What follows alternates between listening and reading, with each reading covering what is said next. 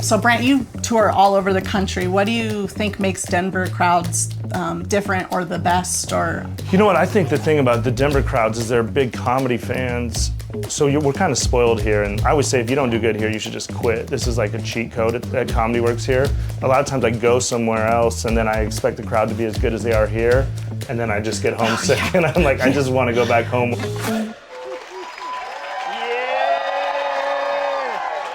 Yes, Denver, how we doing? Yes, let's, oh, wow, aggressive. Let's do this, Denver. I am happy to be here. It's a miracle. I've told every girlfriend I've ever had, do not get on OnlyFans.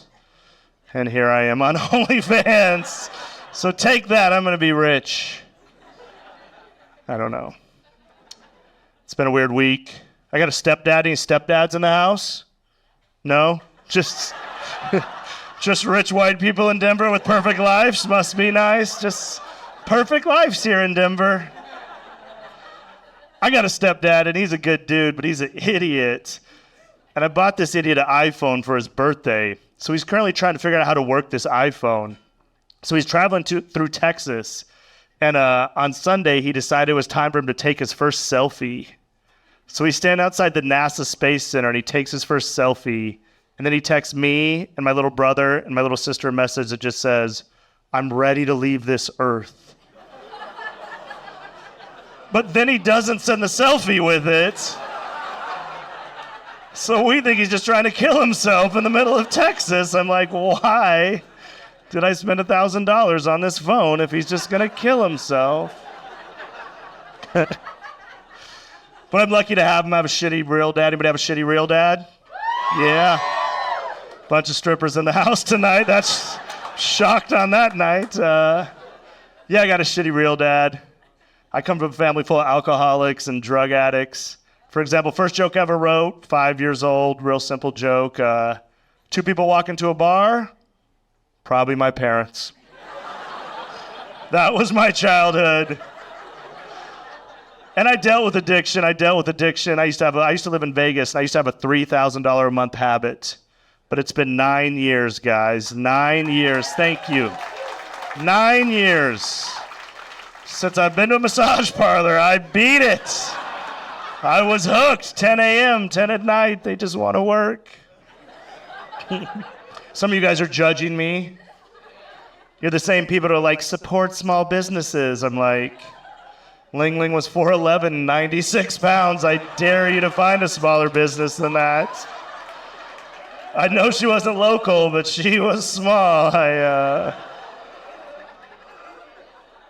I moved out here from Los Angeles. I got on all the dating apps. Like I got on Bumble and Hinge and Tinder. And I got to be honest, there's so many beautiful women here in Denver, but I do have one complaint with you Denver ladies. Every Denver girl has the exact same bio on their dating app.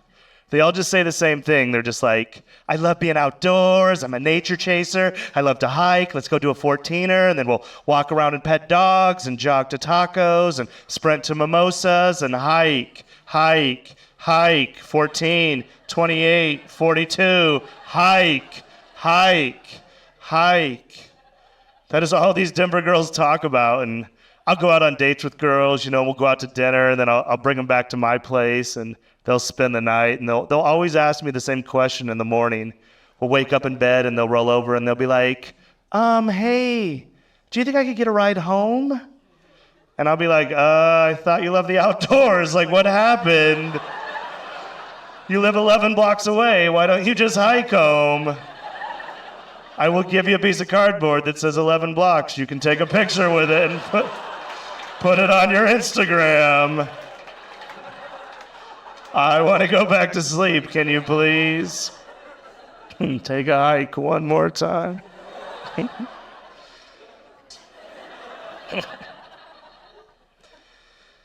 So I got off on Tinder. Like being a comedian on Tinder is the worst because girls are just always like, are you funny? Say something funny. So I got on Bumble because I thought that'd be easier where the girl asked the first question. But of course I messed that up immediately. My first match, this girl, she writes, she's like, you're pretty cute. What's your favorite movie? And I was like, Creed. She's like, really? What's your favorite band? And I was like, Creed. Unmatched, she was gone. I'll be honest, ladies, I have a little dick. I don't know if it matters. Let me ask the ladies, does size matter, ladies? A bunch of whores over here. Sluts in the back. I hate it when women say size matters because it's not like it's my fault. It's not like I washed it wrong and it just shrunk, you know? Didn't put my dick in the dryer. Put it in a dishwasher once, but got fired from Applebee's. I miss that dishwasher, man. Hot little Mexican girl. She was front of the house hot. She should have been writing down names, not washing dishes. Guys, relax. I'm just joking. Relax. I have a huge dick. I get laid all the time. Just trying to relate to you guys as a crowd. I wanted to relate to you little dick nerds. Scared to laugh at that incredible Mexican joke. No, I wish I had a big dick, honestly. You know, as big dick black guys, we got any black guys here? No? All right. They're usually late, but I don't know if they're coming to Denver. I don't know. All my black friends have big dicks. That's what they always tell me. I'm always like, oh, you got a big dick? They're like, yeah, for show. For show. I'm like, you wear magnums? They're like, yeah, for show. For show. What was I thinking about the other day? All my black friends wear magnums, but all my black friends have kids, so I don't know if magnums are working too good. I'm like, you should try like a Glad trash bag or something. It's so ironic that their sperm are such great swimmers. We're not gonna laugh at the best joke ever written, you fucking... White people, let me remind you of something real quick. Every black comedian in the history of the world came on this stage and been like, white people don't know how to dance. And I make one swim joke, and you act like they don't show the Olympics in Colorado. Relax. They're good at everything else. Relax, you fucking dorks. Treat them equally, but don't you dare joke about them. Some of you fucking... I've got black people on my vision board this year. I'm going to make some friends and try some Hennessy. This is my year. You relax. They're just fucking jokes. Oh, I'm trying to figure you ladies out. I actually met a girl on Hinge out here. I met a girl on Hinge, and I proposed a little over a year ago. And when we met, she was living in Colorado Springs, and I was living here in Denver. You guys know where she lives now? No, I'm just wondering, does anybody know where she lives now? She is gone. She is gone. I blew it. All you nerds are like, we should all go to therapy. And then my fiance went to therapy for 2 months, and I no longer had a fiance anymore. I was like, these therapists are the biggest cock-blocking motherfuckers I've ever met in my life. I was like, are we really going to listen to this lady that hasn't had sex in 30 years? Let's relax. But she, oh, did that hurt somebody in here? I don't...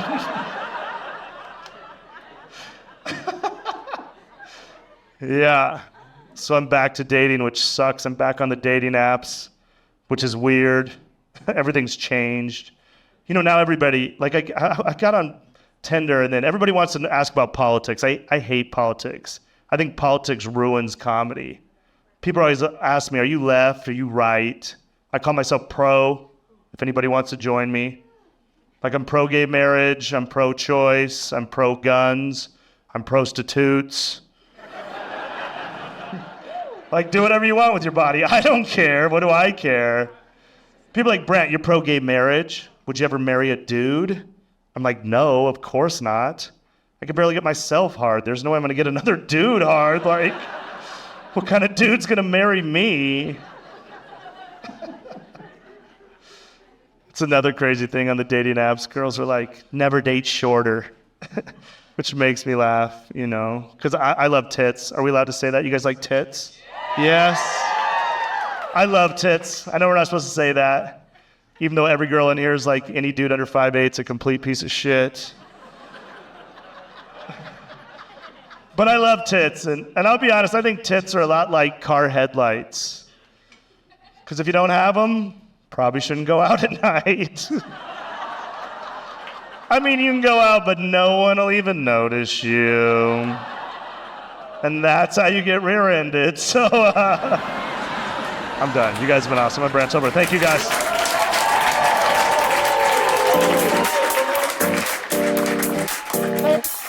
Now, Christie, you're teaching here in Denver. I've always wondered what's it like to teach these upcoming comics. Everybody is really good here about like really delving into their own story and like talking about, you know, what makes them different. You know, when I teach, even I talk about my disability on stage. I have cerebral palsy, and so I'm always like, well, what's your weird thing? Comedy's one of these amazing art forms that like whatever would be seen as like a shortcoming off stage is now like your superpower on stage.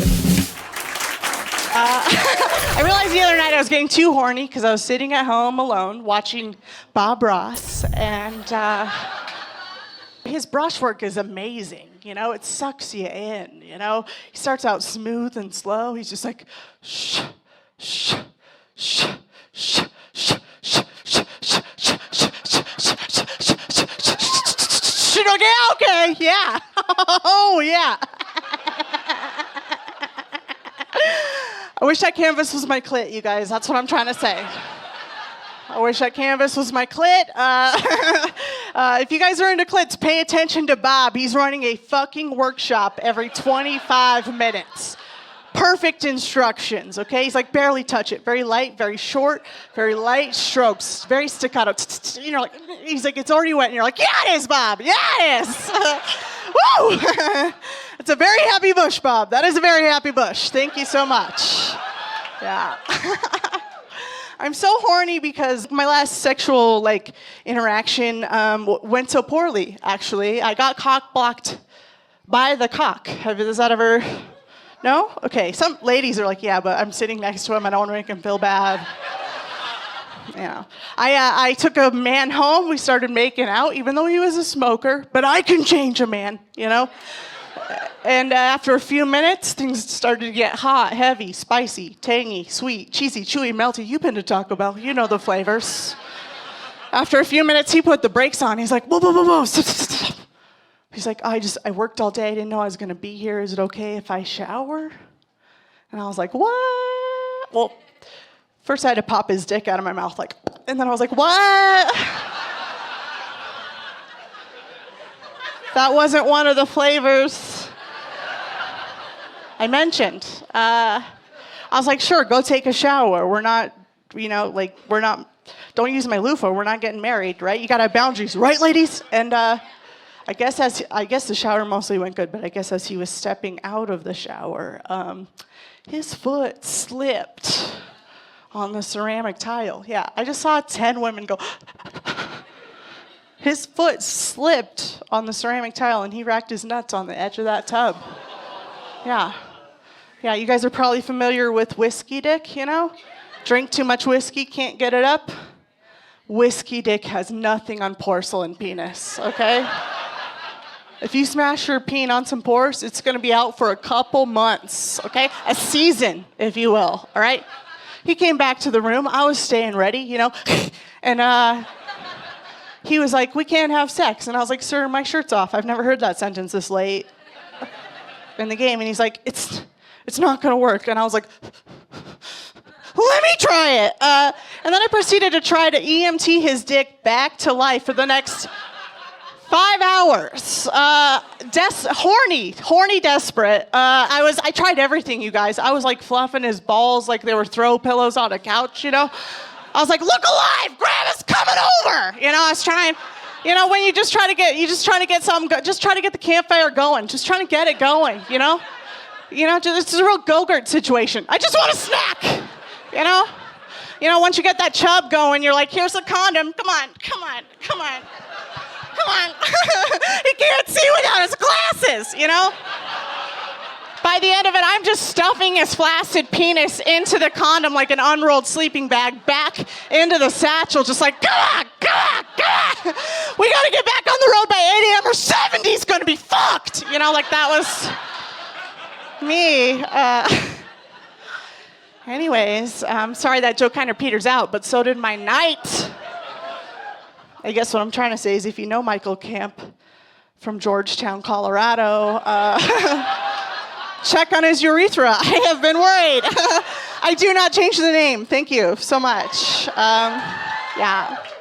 My mom's gonna love that joke. The last two. And I just figured, like, if my mom sees this after the taping, I'll just be like, what are you doing on OnlyFans? And then she'll be like, never mind. That's what I'm hoping for. So I have a disability, you guys, cerebral palsy, very sexy gimp, very kinky in the knees, very horny in the hips. Thank you.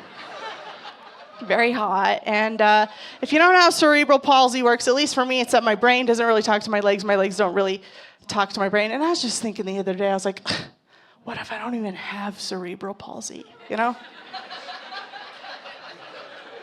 What if my legs just speak Spanish? Have we tried it? What if I was like, Andale hermanos, and I just tap dance off stage, just too quick for the top half to keep up, Andale hermanos, and they just come alive like the mops in Fantasia. We're ready to clean the stairs, Mickey. The spell is broken, That one was weird. I'm so sorry. It's weird having a disability. Church people always want to help you and heal you. I had this couple come up to me a few weeks ago. They had their gold crosses on. They were like, "You hurt your foot, sweetie. You need us to pray. You hurt your foot. You're born." I was like, "No. I didn't hurt my foot. Thank you so much. I was actually born this way." So, God hurt my foot. He's quite the craftsman. Okay. All right. Tell him I said thank you so much. Appreciate it. Speaking of God, it's not a very popular opinion, but I do think it's my place to say, you guys, I don't think disabled people go to heaven. Yeah, sorry. The only way to get there is a stairway, so it's just like, what? No, not for me. Call me back when heaven's put in a handrail, all right? Hit me back. Sign doesn't say ramp to heaven. That's what I'm trying to say, you know what I mean? Hit me back up when the Bible's ADA compliant. Hit me back up. But speaking of going to heaven, you guys, I would like to encourage you all to plan your funerals. Plan them, all right? It's your last party. Let's make it fucking good, okay? Don't let your sister plan your funeral. Her taste is trash. Plan your funeral, okay? Take it into your own hands, all right? You can steal some of my plans if you'd like. For instance, at my funeral, I would like costume changes. For me, the corpse. I'm a fancy bitch, All right, you guys didn't love that? I would also like it if at my funeral, all of my ex-boyfriends and that one girl, that one time, I wish that they would all take a shot of tequila in honor of me, and then suck a lime out of my open, gaping mouth. Body shots, baby! I've been in the fridge all day. It's chilled. Get in there. Get in there. Salt my tits. Okay. Those ones are jokes. I'm so sorry. But this last one's real, you guys. I have cerebral palsy, like I said. I'd like to celebrate. It's a big part of what I talk about on stage. I hope it helps people think about how they perceive people with disabilities. So I'd like to celebrate that at my funeral. So I've decided recently that since I have cerebral palsy, I would like it if at my funeral, my pallbearers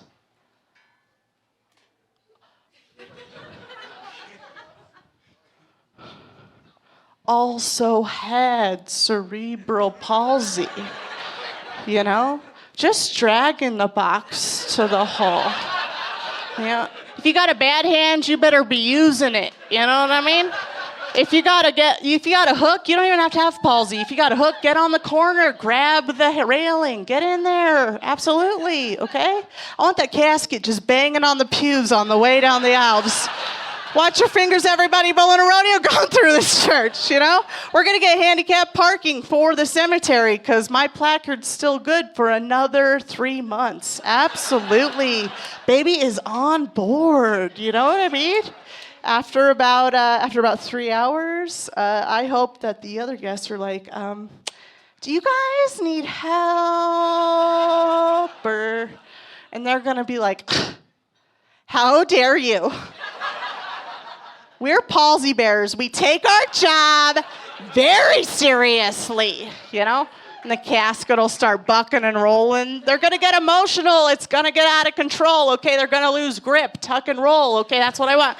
Big finish. I'm disabled, you guys. Falling down was always my best bit of life. Let's do it one more time in death. You know what I mean? And as my body tucks and rolls down a hillside or a staircase, if it's available, looking for plots,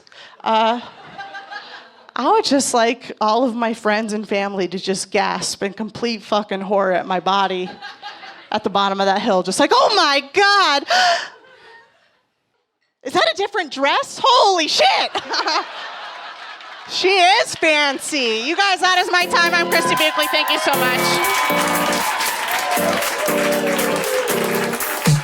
Alec, I just want to know, what's the worst you've ever bombed in Denver? I mean, like, how long do you have? I mean, there's just been so many times where I've been on stage and like people just automatically look in my face and think, fuck this guy and everything he is going to say. Oh man, I was at Lion's Lair. I think it was like, yeah, it was really early on. I was like, I had 2 hot sets before. I was like, man, I'm fucking crushing it. I walked into Lion's Lair and just like halfway through, some guy just goes, you fucking suck. And I just went, that's been my time, guys, thank you.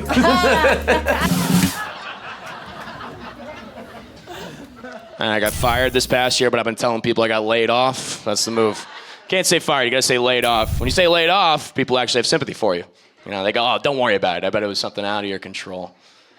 When you say you got fired, all they have for you is questions. Like, why? What'd you do? And I'd answer those questions if I had a cool answer. If I could say something like, oh, dude, they caught me of jerking off in the handicap stall. No, I gotta look them straight in the eyes. It's not very punk rock to be like, oh, dude, they told me I was a bad culture fit, you know? Yeah.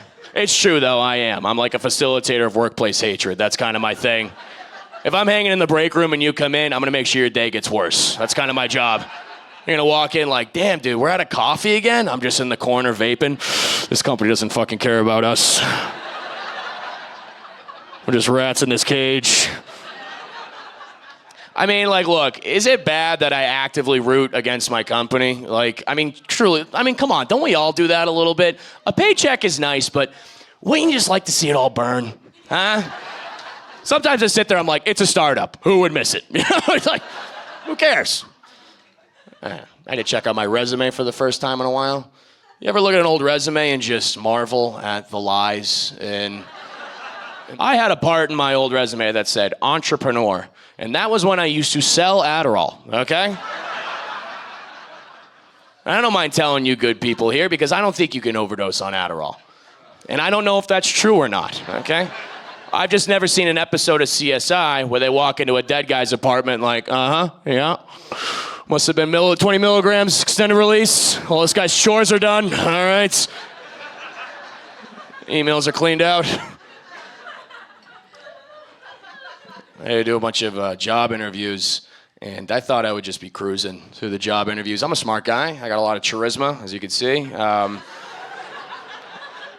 And, you know, the charisma will take you through most of the small talk. Don't get me wrong. Like, you'll be okay in that regard. But then they'll start hitting you with some real questions. Like, they'll go, Alec, can you name a time in your life when you faced adversity?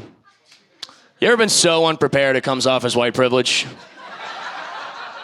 I'm like, adversity.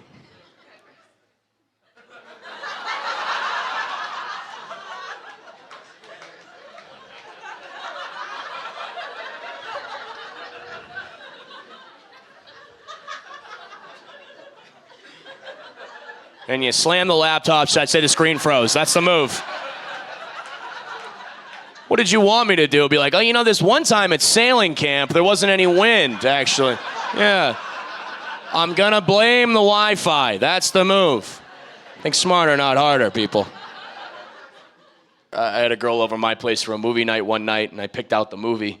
About, you know, halfway through, she starts kissing my neck a little bit. And, yeah, hand starts going around my belt. You know, so I press pause, and I'm like, hey, what's up? You don't like the movie?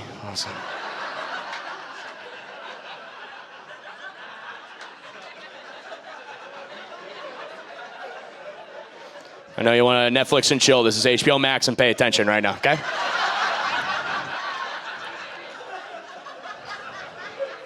You ever been there where you're like, I've had sex before. How does Inception end? I'd like to see the end of this.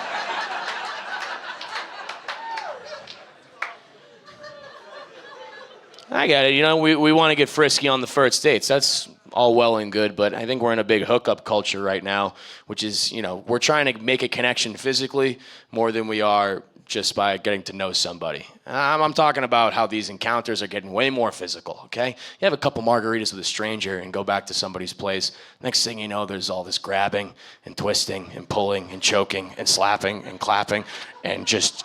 I'm going on these Hinge dates, I'm ending up in cage fights. What is happening? All right, I'm wearing a condom and a mouth guard. I'm not having fun anymore. And look, I'm all about being kinky. Being kinky's great, but there's a difference between being kinky and then being open hand slapped in the face when you don't see it coming. Right? She's riding you, cowgirl. Whack! You like that?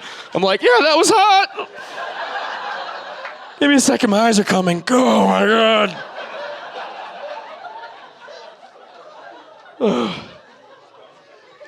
You know, it's like, what do I say to the boys? Like when I feel like, what do I say to Bubba?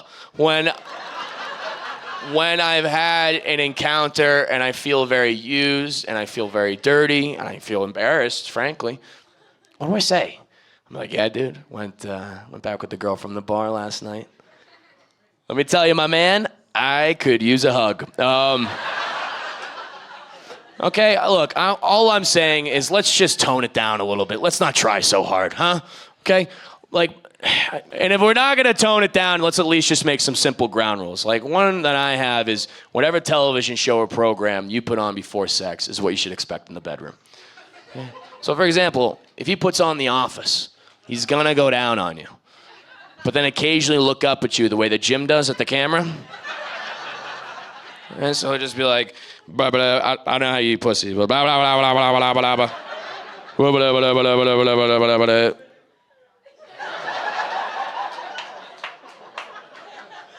and then if she puts on Game of Thrones, that's your cousin. Okay. Guys, thank you very much. Appreciate it.